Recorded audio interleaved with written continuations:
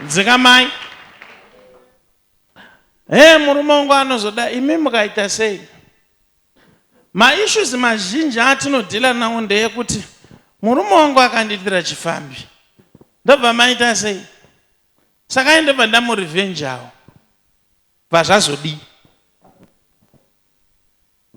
Because uri mukadzi kai. Mukurevenge kwako wakaita mistake. Wakabva wanohura nemwana. Wabata kamwana manje. Kane mumwe mutupo. Ikako kakatosiyana nanambizi yekwenya.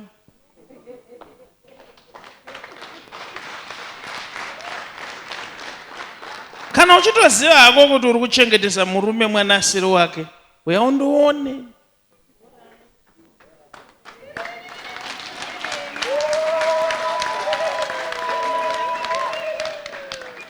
Nekuti ukasandiona zvoda kuita zvazvibudezvo. Ndaita kuti munhu andakukunongedzera ndangokuudza.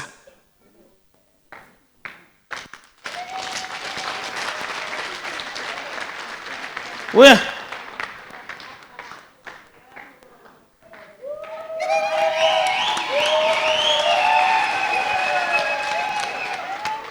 Wabva kupi?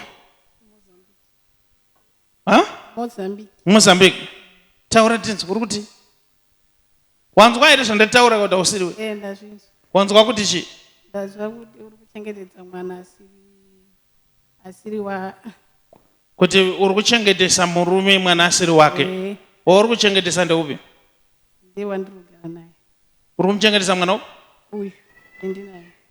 Ayo, ndoda kuti nyatsomeka sure tiri kunzwanana. Murume wauri kugara naye anozviziva here kuti mwana uyu haazi wake? Aiwa, haazvizive. Okay.